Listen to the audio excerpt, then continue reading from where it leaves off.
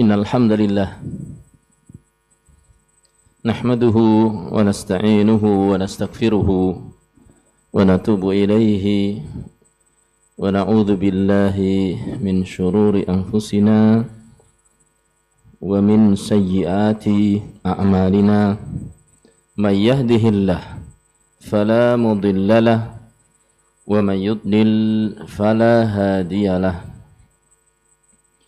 wa ashhadu an la ilaha illallah wahdahu la syarika lah wa ashhadu anna muhammadan abduhu wa rasuluhu sallallahu alaihi wa ala alihi wa ashabihi wa man tabi'ahum bi ihsan ila yaumil qiyamati wa ba'd. Kaum muslimin, para hadirin, kaum muslimat, hadirat, bapak-bapak, ibu-ibu, saudara-saudari, adik-adik dan juga anak-anakku yang hadir di kesempatan pagi hari ini dalam rangka manasik kedua Umroh Ramadan tahun 1447 insyaallah ta'ala. Rahimani wa rahimakumullah. Saya aturkan selamat datang kepada tamu-tamu Allah. Insyaallah ta'ala mudah-mudahan Allah memudahkan perjalanan kita di umrah ini dan juga mudah-mudahan Allah mudahkan umrah-umrah berikutnya. Allahumma amin. Bapak Ibu rahimani wa rahimakumullah. Tidak banyak yang akan saya sampaikan. Saya hanya akan menyiapkan atau menyampaikan tentang persiapan keberangkatan sebelum ke Tanah Suci. Paling tidak kita butuh 2 koper, bapak-bapak, ibu-ibu. Dari ANB dapat berapa koper? 1 koper. Cukup insyaallah. Padahal kita butuh berapa koper? 2. Koper yang pertama kita kosongi dulu tentu. Mungkin di dalamnya masih ada baju bekas. Belum kita kosongkan. Kosongi dulu. Terus diisi apa? Baju. Terus apa lagi? Minyak angin. Napa malih, Pak? Baju ihram itu sudah masuk ya. Kemudian camilan, lanting, apalagi makanan-makanan yang mungkin enggak ditemukan di Saudi, sambal pecel. Mbok enggak doyan lawuk di sana, apa Bu? Legendar. Ya, bawa kompor enggak kira-kira ya? Dan segala sesuatu yang kita butuhkan. Dan jangan lupa jaket nih Ustaz Farid, karena musim dingin. Berarti kita siapkan jaket, kita siapkan kaos kaki, karena dingin itu merembes dari kaki, dari telapak tangan, dan dari telinga. Maka nanti butuh kaos kaki, telapak tangan, topi. Kalau ibu-ibu ya berarti kerudung sudah. Kalau bapak-bapak mungkin pakai headset yang berbulu itu. Ya. Atau kalau enggak pakai jaket yang apa itu? Yang ada gininya, ada kemahnya itu. Nama? Hoodie? Ya itu. Ya, jaket sik ngoten niki wonten puncunge niku. Ya. Silakan dipersiapkan. Dah selesai persiapan koper yang pertama. Ada pertanyaan? Tidak ada. Berarti tinggal koper yang kedua. Koper yang kedua adalah koper hati. Yang ada di dalam dada kita ini. Dan persiapan koper kedua tentu jauh lebih penting daripada koper yang pertama. Walaupun koper yang pertama tidak kalah pentingnya dari koper yang kedua. Kenapa kita perlu koper hati? perlu menata hati. Karena sesungguhnya umroh itu bukan hanya perjalanan dan langkah-langkah kaki ke tanah suci, melainkan dia adalah langkah dan perjuangan hati menuju tanah suci. Jadi harus kita siapkan. Apa yang harus kita persiapkan? Seperti halnya kita menyiapkan koper yang pertama. Tadi apa langkah pertama sebelum mengisi koper? Sebelum menata koper, apa yang kita siapkan? Kosongkan. Berarti hati harus dikosongkan. Dikosongkan dari apa? Dari mikir utang, apa mikir kerja, atau mikir apa? Dikosongkan dari perkara-perkara yang membebani hati dan menjadi beban fisik karena hati. Dikosongkan dari perkara-perkara yang membebani hati dan membebani fisik karena hati yang tidak kosong. Apa itu? Bagaimana cara mengkosongkannya? Cara mengosongkannya adalah dengan taubat. Dengan apa Bapak Ibu? Taubat. Oh, berarti persiapan pertama untuk menata hati adalah kosongkan hati, kosongkan diri ini dari segala macam bentuk dosa. Taubat apa? Taubat dari sebagian dosa atau seluruh dosa? Jawabannya adalah taubat dari seluruh dosa. Jadi jangan ada lagi dosa-dosa yang kita simpan. Masih nyelempet. Nyelempet, bahasa Indonesianya apa kalau nyelempet? Masih nyelip. Masih terselip di antara resleting koper. Jangan. Kita keluarkan. Kita taubati semuanya. Maka kalau mau berangkat umroh, kita ingat, kita masih punya dosa apa. Kalau kita masih menekuninya, segera kita taubati. Contoh, kita mungkin masih punya dosa antara kita dengan Allah. Pekerjaan yang kita lakukan mungkin adalah pekerjaan yang haram. Na'udzubillahi min dzalik. Maka caranya adalah taubati. Tinggalkan pekerjaan yang haram.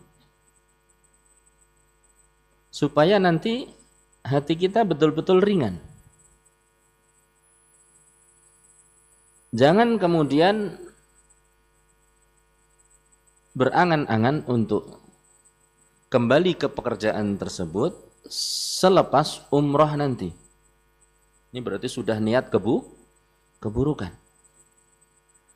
Atau misalnya ada makanan-makanan haram yang masih menjadi favorit kita. Apa di antara contoh makanan haram? Babi. Ya toh? Apa lagi?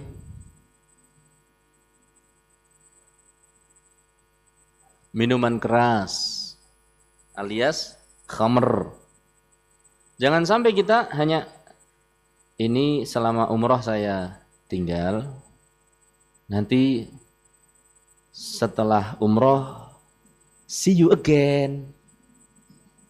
Ketemu? Niku le bicara bener mboten? See you again ngoten niku. See you again, ketemu kembali. Nice to meet you. Napa boleh? Dan yang lain? Lain. Ya. Maka kita katakan say goodbye. Katakanlah goodbye terhadap seluruh dosa. Apalagi yang merupakan dosa yang harus ditobati, perkara-perkara yang menyakiti dan menzalimi orang lain. Kalau kita pernah menyakiti orang tua kita dan menjadi kebiasaan waliyadzubillah adalah menyakiti orang tua. Entah dengan kata-kata, entah itu dengan perbuatan, entah itu dengan raut muka. Maka yang seperti ini harus ditaubati. Apalagi mau berangkat umroh, pamitnya kok menyakitkan. Bu, terus yang ngapa-ngapa dewek? Kok, astagfirullah. Ini bahasa otomatis nih. Bahasa asli, mohon maaf ya. Bu, udah. Jangan ngerepotkan Ane dulu ya. Ane mau umroh.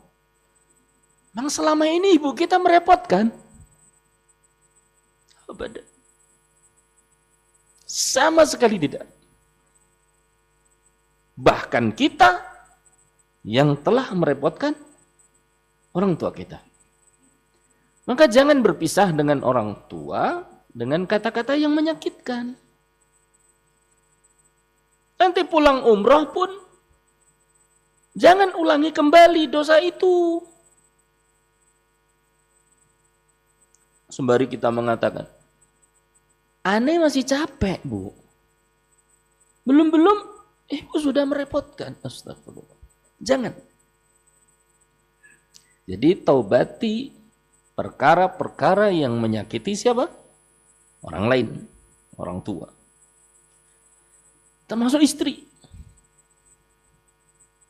Apa-apa yang kita zalimi kepada istri, kita minta maaf. Kepada anak-anak kita, kepada tetangga, kepada teman, dan seterusnya. Ini harus ditaubati. Karena taubat itu ada dua bagian. Satu, hubungan kita dengan Allah. Dua, kalau ada kaitannya dengan sesama hamba. Jangan ditunda taubat. Supaya hati ringan. Hati kosong. Ada lagi yang menyakitkan dan menzalimi orang tua, dan ini urusannya akan dibawa ke akhirat. Mohon maaf, rokok. Jadi kalau yang masih merokok, bertekadlah untuk tidak merokok selama umroh. Lah nanti baru sepulang dari umroh, dilanjutkan tidak ngerokoknya. Itu tanda supaya umroh kita ini diterima oleh Allah. Tanda bahwasanya umroh kita diterima oleh Allah adalah al-hasanatu ba'dal hasanat. Setelah kita melakukan kebaikan, nanti muncul kebaikan-kebaikan yang lain. Yang tadinya ngerokok, jadi nggak ngerokok. Yang tadinya nutup auratnya belum genep. Belum genep itu rambutnya masih kelihatan, yang putri. Ya. Cuma pakai kudung apa itu? Kayak peci ini. Nah ini. Zaman dahulu kan, kudung ini adalah identik dengan Bu Haji. Kudung semacam yang bulat. Ya. Berarti sini tidak tertutup. Nanti pulang umroh berubah. Enggak harus berubah, itu enggak usah. Kalau itu kan apa namanya? Film kartun ya kan. Kalau kita cukup apa? Berubah penampilannya, ibadahnya. Jadi kita harus taubat. Jangan sampai kita merencanakan dosa setelah pulang dari umrah. Mudah-mudahan Allah mengampuni kita semuanya. Kenapa kita harus taubat? Kenapa kita harus kosongi hati dari dosa? Karena dosa itu erat sekali kaitannya dengan beratnya hati dan beratnya badan. Bukan hati saja yang berat, badan pun bisa berat. Adapun hati jelas. Dosa menyebabkan beratnya hati sangat jelas. Karena hati itu menjadi rapat. Kata Rasul sallallahu alaihi wasallam, "Innal 'abda idza adznaba dzamban nukitat 'ala qalbihi nuqtatun sauda." Seorang hamba itu kalau berbuat dosa, maka di atas hatinya akan ditorehkan noda hitam. Jadi semakin banyak berbuat dosa akan semakin rapat itu hati. torehkan, torehkan, torehkan. Sehingga berat untuk menerima nasihat, berat untuk mendapatkan pengarahan, ngeyelan terhadap kebaikan. Sering membantah kalau dinasihati kebaikan. Nasallahu salamal afiyah. Hati menjadi berat. Fa in taba wa naza'a wastaghfar suqila qalbu. Lah kalau dia bertobat, berhenti dari dosanya, beristighfar kepada Allah, barulah kembali hatinya mengkilap.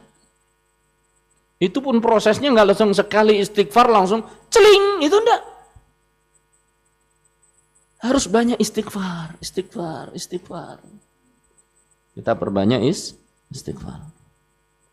Dan taubat kepada Allah. Bagaimana bertaubat itu? 1, tinggalkan dosa. 2, nyesel. 3, bertekad untuk tidak kembali. Tidak kembali ngulangi. Bukan tidak kembali umroh. Tekadnya nanti mati di sana. Bukan itu. Bertekad untuk tidak kembali mengulangi apa? Dosa. Ada 3.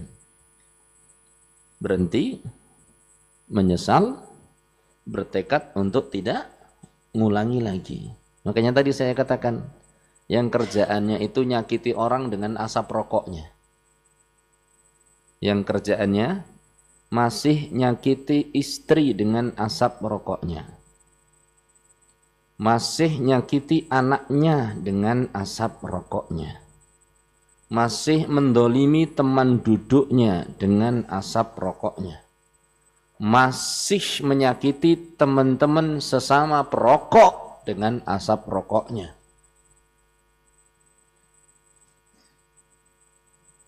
Loh, memang sesama perokok apa tersakiti? Tersakiti walaupun tidak terasa. Kalau ngerokok sendiri, asap yang masuk berapa, hitungannya apa ya? ppm. Berapa sentimeter kubik? Taruhlah 5 sentimeter angka 3 di atas itu. Itu kalau sendirian misalnya, 5. Lah kalau berdua, ya dapat seripilan. Seripilan itu apa? Remuan. Yang dari sendiri 5, dari orang lain tambah 3. Harusnya 5 jadi berapa? 8. Berarti dia mendolimi atau enggak? Mendolimi. Berarti sesama perokok akan menuntut di hari akhirat? Iya. Karena saling mendolimi. Ya Allah, ini telah memasukkan kepada saya 3 ppm, 3 cm kubik. Padahal saya sudah masuk sendiri 5. Saling mendolimi. Bukankah penjahat satu dan yang lainnya bisa-bisa saja saling mendolimi? Bisa. Tapi tidak terasa.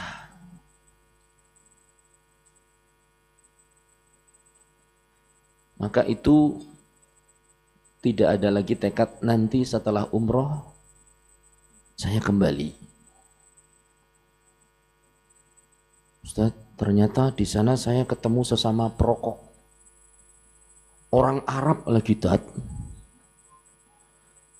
Mau orang Arab, mau orang Afrika, mau orang Australia, mau orang Eropa, mau orang Greenland. Di Greenland pada ngerokok enggak ya? Mau orang Greenland. Kalau dia menyakiti orang lain atau menyakiti diri sendiri, akan ada pertanggungjawabannya di hadapan Allah.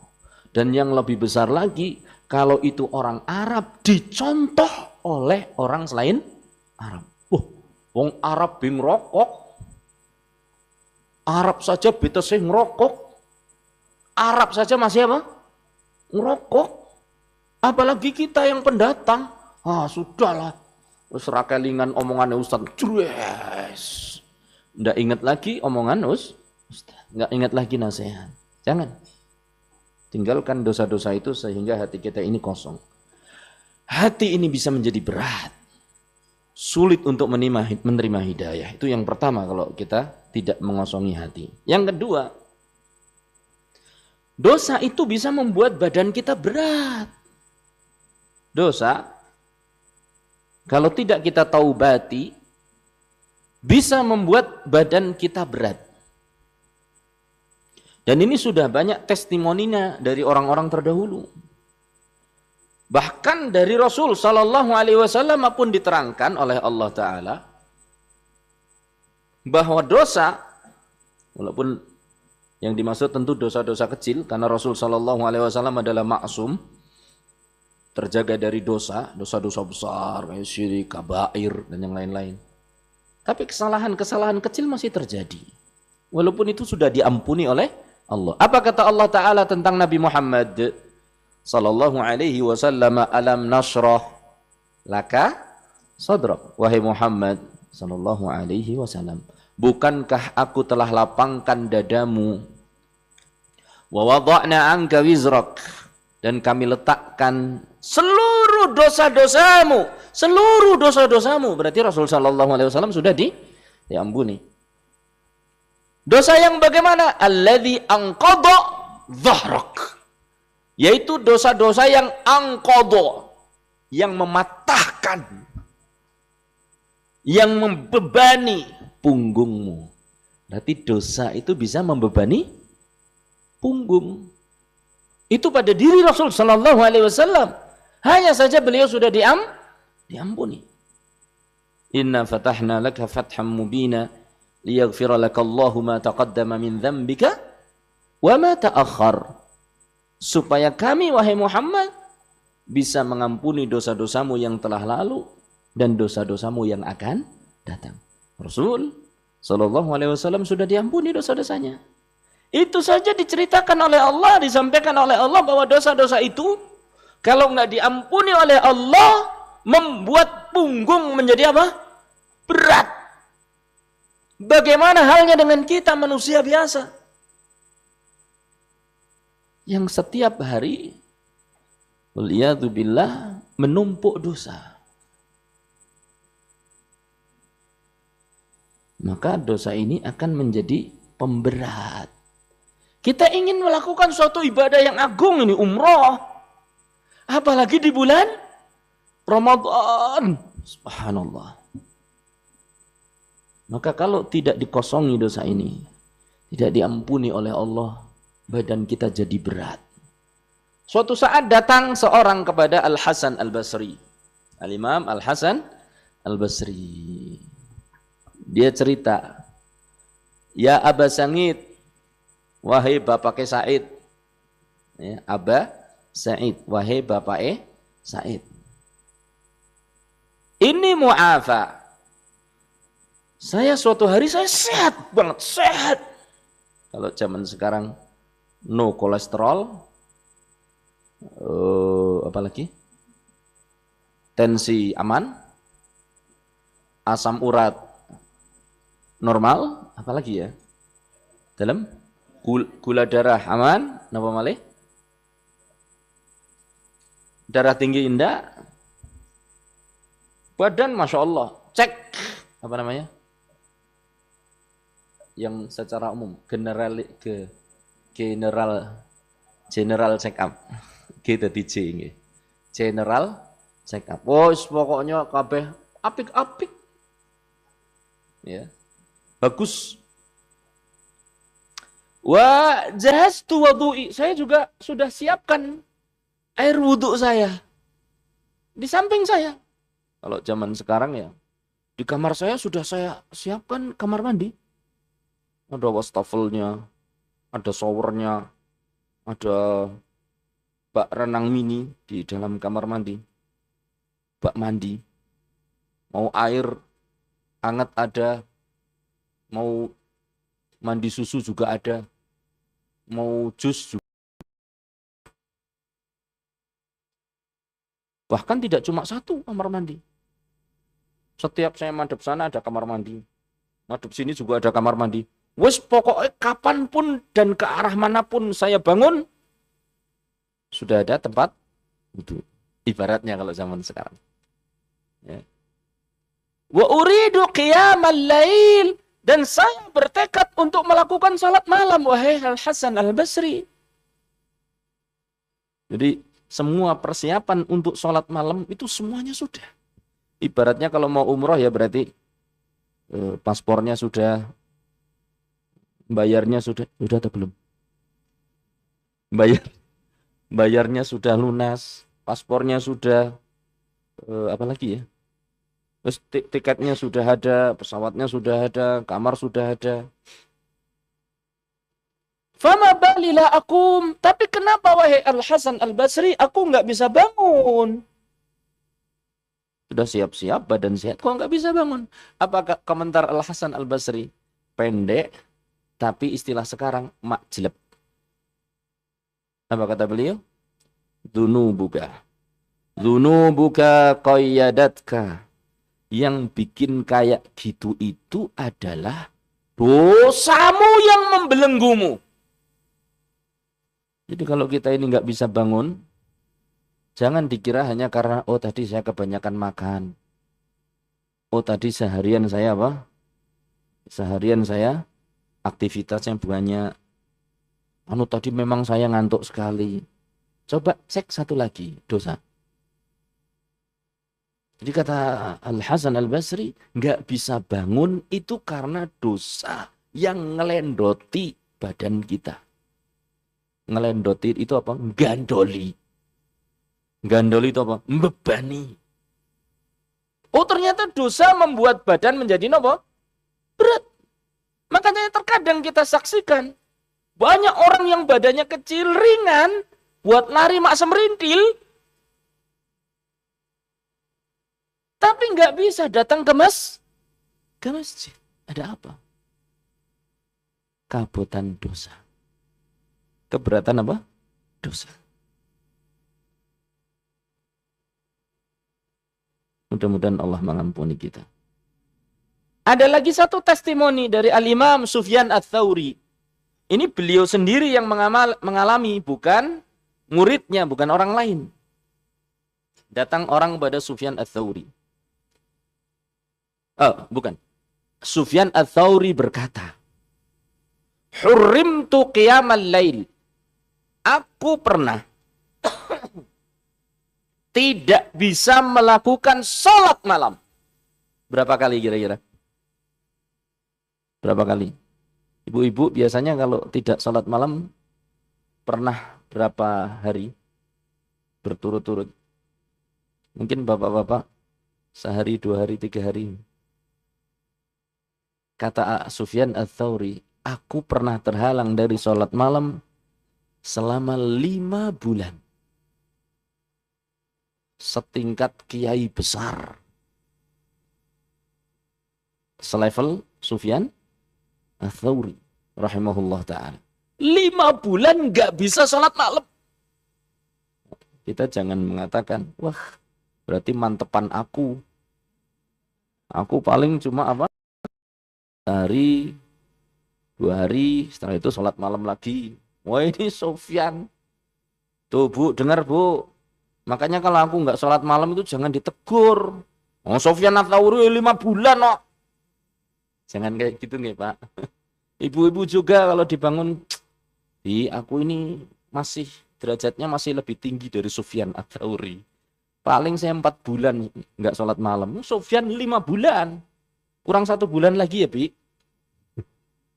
Astagfirullah. Yang jadi pembahasan adalah kenapa Sufyan Ats-Tsauri 5 bulan nggak bisa sholat.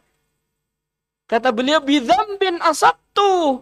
Itu gara-gara satu dosa yang aku lakukan. Satu dosa. Kemudian sahabat-sahabatnya bertanya, dosa apa itu kok bisa menghalangi sholat sampai berapa?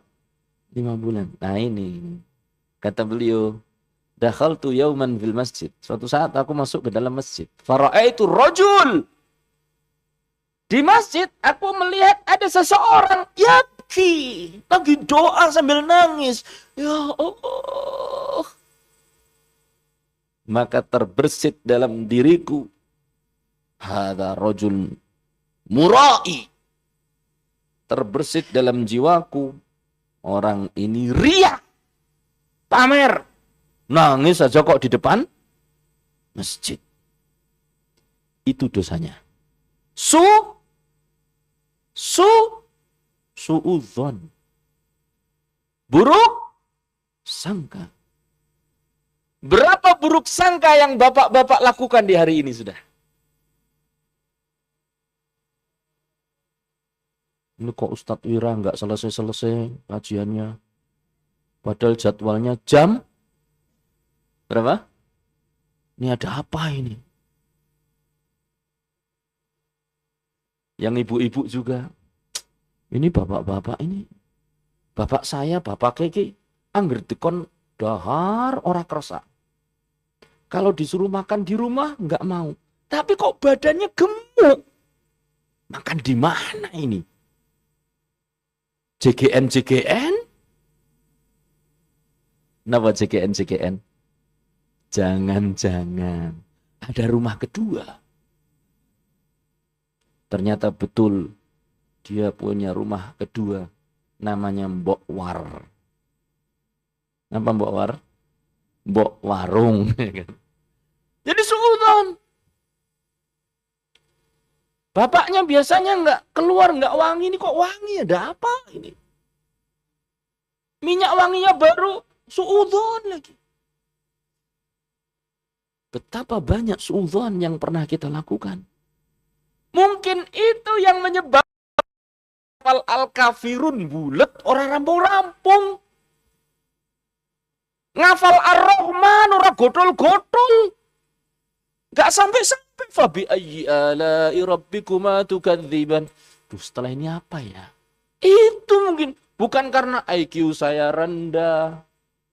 Kekuatan hafalan saya rendah. Karena dosanya yang kuat. Tuh lihat anak-anak kecil. Yang dosa belum ditulis. Hatinya masih bersih.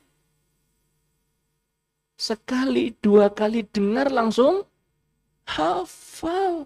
Sampai kita tuh heran loh. Iki bocah main krungu kok ya hafal gitu loh. Kita ini yang mendengar, membaca, berusaha. Hilang lagi. Karena dosa memberati kita. Kita usahakan berangkat umroh hati bersih. Jadi badan menjadi apa? Ringan. Baik, ini kopernya kita kosongi dulu. Baru setelah itu kita isi. Paling enggak ada 5 botol yang harus kita persiapkan untuk kita masukkan dan kita tata di dalam koper. Nah, 2. Ini punya Ustadz Wira. 2, 3. Pinjam setunggal ya Pak. 4, 5. Ada 5 botol. Ada berapa? 5. Botol yang pertama ikhlas. Kita tuangi botol ini dengan ikhlas. Kenapa ikhlas? Karena kalau kita tidak ikhlas, amalan kita akan sia-sia. Kenapa kita harus ikhlas? Apa faedahnya? Dengan ikhlas, amalan akan menjadi ringan. Entah itu sendirian atau di hadapan orang. Tapi kalau tidak ikhlas, bersama orang ringan, ketika sendirian, berat. Makanya sebagian orang kalau sholat sunnah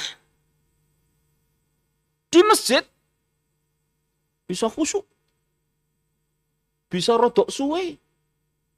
Tapi begitu balik rumah sholatnya buat bet. Sat-set. Apa lagi? Wus-wus. Was-was.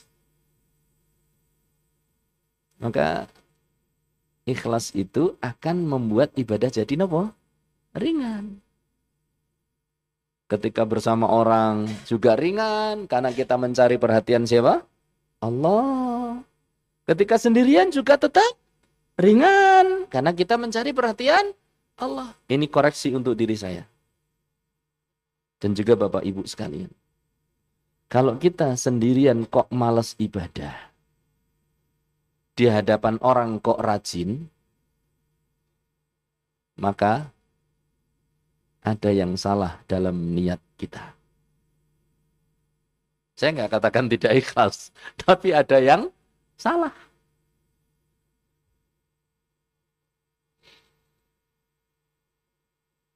Mudah-mudahan Allah berikan kita rezeki keikhlasan. Amin. Sudah banyak loh biaya yang dikeluarkan untuk umroh, untuk haji. Banyak loh tenaga yang kita keluarkan kelak kalau kita jadi berangkat, mudah-mudahan Allah mudahkan.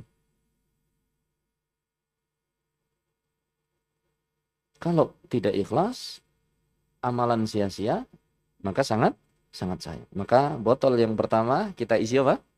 Ikhlas. Botol yang kedua, ilmu. Botol ini kita kasih ilmu. Kenapa kita harus pakai ilmu? Pak, Bu, yang butuh makanan bukan hanya badan. Yang butuh makanan juga hati.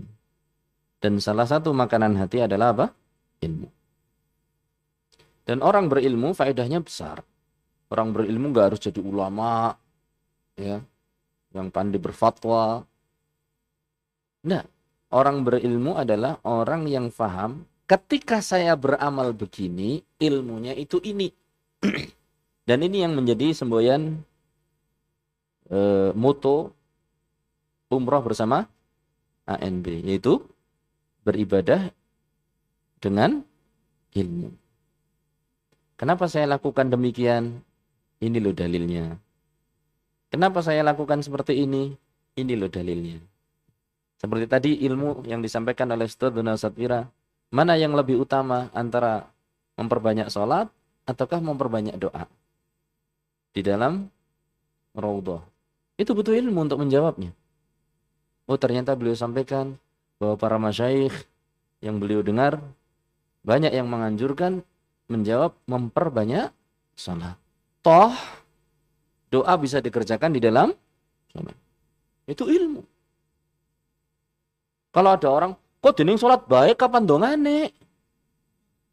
Kamu kok di raudhah sholat terus kapan doanya? Loh, kurang ngerti ya? Apa kamu tidak tahu bahwa doa itu bisa dikerjakan di dalam sholat? Berarti ilmu itu manfaatnya luar biasa. Bisa beribadah dengan benar, bisa melakukan mana yang lebih utama. Dan yang ketiga, tenang, itu ilmu. Tinggal 6 menit. Oke, Pak Ustaz Sarid. Kantun 6 menit. Harusnya sampai 50. Pak Ustaz Ami sudah rawuh. Oh, belum. Ya, insya Allah mudah-mudahan 6 menit selesai. Kita selesaikan. Dengan izin Allah.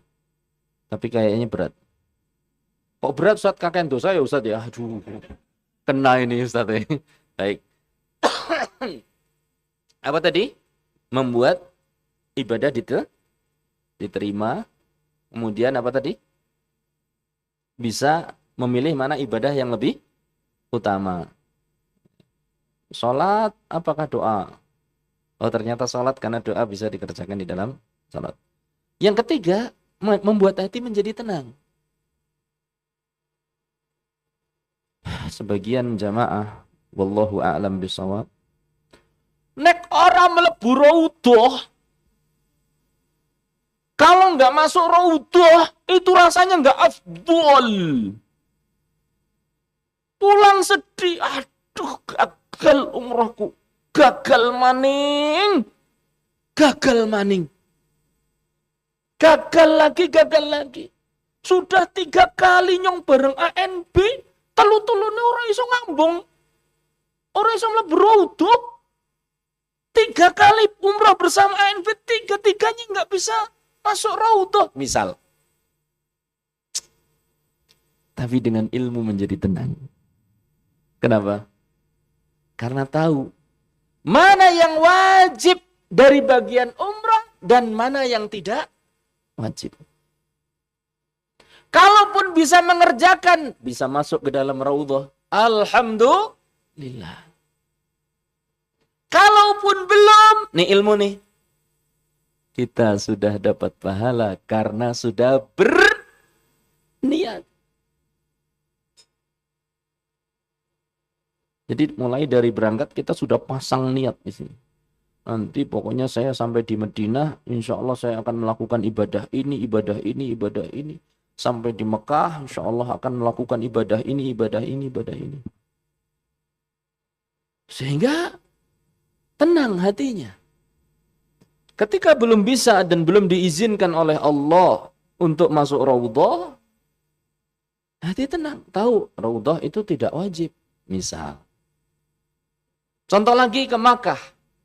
Tidak bisa mencium Hajar Aswad. Padahal teman-temannya, wah saya bisa. Ente sih tadi nggak ikut aneh. Maka kita katakan, kalau punya ilmu, ya saya sudah niat, tapi Allah belum berkehendak. Toh mencium Hajar Aswad bukan suatu yang sifatnya apa? Jadi tenang. Apalagi kalau mencium itu membahayakan diri. Ternyata temannya sambil mencium Hajar Aswad, itu sambil neken orang lain. Kepalanya orang itu nyuntur gitu. Ya, berarti menyakiti orang lain. Dan yang lebih parah lagi, setelah ngecek rekaman tawaf di Mekah, ternyata si fulanah ini berhasil mencium Hajar Aswad tanpa jilbab. Kerudungnya entah kemana. Karena desak-desaan, ketarik sana, ketarik sini. Apa mungkin begitu? Jawabannya mungkin. Karena saya pernah melihat dengan mata yang ada di kepala saya sendiri. Seorang wanita, bukan dari Indonesia, alhamdulillah. Itu berdesak-desak. Sampai kudungnya lepas. Dia muter-muter di dekat Hajar Aswad. Dah bisa. Bukan aja ibu-ibu saja. Saya pernah mendengar cerita dari sebagian wanita. Karena desak-desakan di Hajar Aswad, itu kondisi di situ ya ada orang baik, ya ada orang tidak baik. Apa yang terjadi? Pas dia lagi dalam desakan begitu, si wanita ini, tiba-tiba ada laki-laki, tangannya langsung menjulur ke bawah. Spontan sang wanita pun memegang daerah kain bawahku. Ternyata bukan apa-apa. Si laki-laki itu sedang mengejar kainnya yang lepas. Jadi kalau memang membahayakan, secara din, secara fisik, tidak masalah menjauh. Itu ilmu namanya. Ilmu akan membuat kita tenang. Setelah tawaf, kita tidak bisa sholat sunnah persis di depan makam Ibrahim. Di mana ini sholat? Mau sholat di situ, nanti udah digerepetek. Keinjek-injek orang, menjadi ikan asin.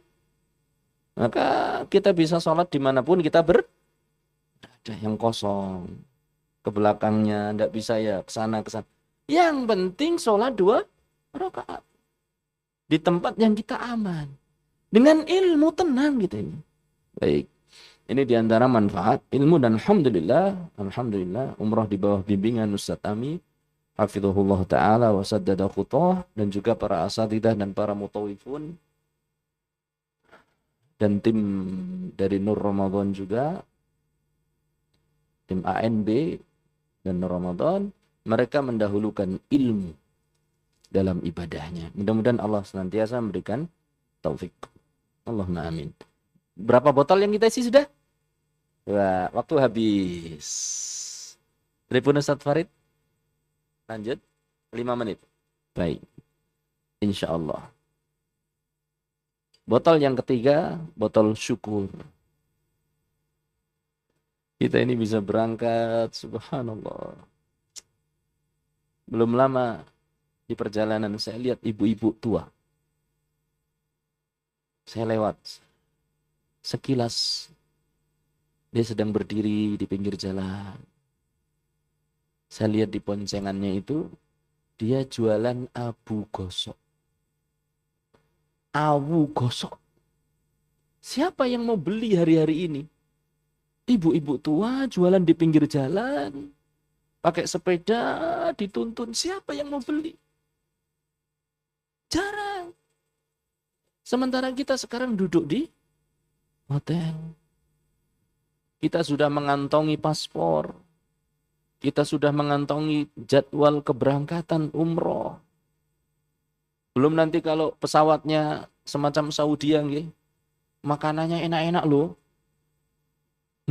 Kalau nggak mau bisa kasihkan sampingnya. Aduh, Masya Allah. Di hotel itu makan enak. Makanannya ala Indonesia lagi. Puas. Mau minum sak galon sekaligus bisa. Subhanallah. Betapa kenikmatan kita bisa berangkat. Betapa banyak orang yang mengangan-angankan berangkat sampai sekarang tidak bisa. Apalagi di bulan Ramadan. Banyak bersyukur, Bu. Banyak bersyukur, Pak. Jangan kita ini banyak mengeluh. Kurang ini, kurang itu. Ingat, keberangkatan kita umroh, haji, dan yang lainnya. Tanamkan dalam hati yang akan kita hadapi itu adalah kesabaran. Hal-hal yang membuat kita harus sabar. Maka proses kita bisa berangkat ke sana harus banyak bersyukur. Banyak bersyukur. Yang keempat. Sebelum yang keempat, maka nanti kita kalau di sana kita gunakan waktu semaksimal mungkin supaya kita lebih mewujudkan rasa syukur kita kepada Allah Ta'ala. Makanya jangan digunakan untuk ngerokok. Ngerokok di Indonesia dosanya lebih kecil daripada ngerokok di Madinah ataupun di Mekah. Karena setiap satu tempat diagungkan oleh Allah, saat itu pula kebaikan di tempat itu akan lebih dimuliakan dan kejahatan di tempat itu akan dibesarkan. Hati-hati. Nek ngelirik di Grand Rohan tidak seperti ngelirik di Madinah atau Mekah. Makanya kalau mau ngelirik kok sekarang kalau mau ngelirik ingat dosa. Mudah-mudahan Allah jaga kita dan keluarga kita dan anak-anak kita. Allahumma amin. Menebar aurat di sana Mekah Madinah beda dengan menebar aurat di sini. Sama-sama dosa. Makanya jangan menebar dan mengumbar aurat. Baik, kita lanjutkan. Botol yang keempat, sabar. Bayangkan bahwa perjalanan ini adalah perjalanan yang penuh dengan jihad. Mulai dari hotel di sini jihad nih. Terus mulai kademen. Ya Allah. Itu jihad yang pertama. Jihad yang kedua, ustadznya udah lebih waktunya. Padahal Ustadz Ami sudah rawuh, ya kan? Kademen, ustadznya kesuwen. Udah gitu jihad menahan ngantuk. Udah gitu nanti nunggu di bandara. Ini hanya gambaran, mudah-mudahan bukan realita. Bisa delay. Bisa lama. Tapi mudah-mudahan, alhamdulillah, selama ini Saudi jarang sekali terjadi apa? Delay. Hanya berapa waktu yang lalu kasus sampai delay 20 jam seorang ustadz kita. Biasanya bukan pesawatnya yang delay, ini orangnya kedelay, itu bisa. Orangnya ketinggalan pesawatnya kan, rasa guyu gitu. Nanti ada kisah sendiri masalah orang terdelay kan. Jadi rasa diguyu ya. Itu ada. Tapi proses menunggunya butuh kesabaran. Sudah gitu loh, duduk di pesawat kayak gini 8 sampai 9 jam, bayangkan. Butuh sabar atau enggak? Butuh. Makanya nanti disempatkan kalau di pesawat berdiri, gerak-gerakkan apa? Badan. Jalan kalau yang bisa bapak-bapak sambil menyapa teman-temannya. Assalamualaikum Pak, Masya Allah ya.